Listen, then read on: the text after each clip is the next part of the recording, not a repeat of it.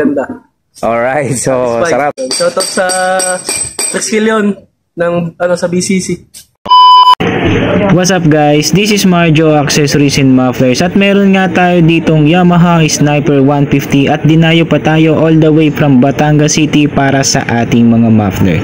Alright, so napili ng ating client ay Akrapovic Titanium, so abangan yung magiging finish output nito guys for Yamaha Sniper 150. Alright, so ayan, medyo busy tayo ngayon, so tapusin muna natin to guys and let's go! Moments later. What's up guys, this is Marjo Accessories and Mufflers at ito na nga po yung finish output ng Sniper 150 client from Batangas City at ang ikinabit natin dito ay full exhaust Akrapovic via titanium tip. So ito guys yung appearance, napakaganda. So syempre pakinggan natin yung sound check nito guys, pakinggan natin kung gaano to kasolid. Alright, isang rep. Alright, ang ganda. Grabe, solid.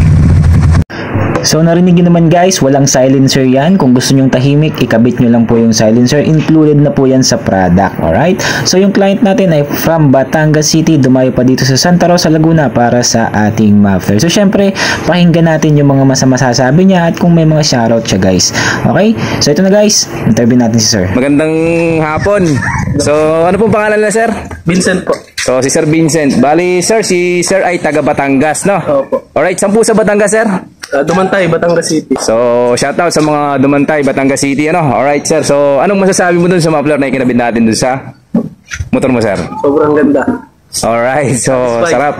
Okay, so maganda talaga siya sir, na. So shoutout sir sa mga kabarkada mo dyan, mga katrabaho.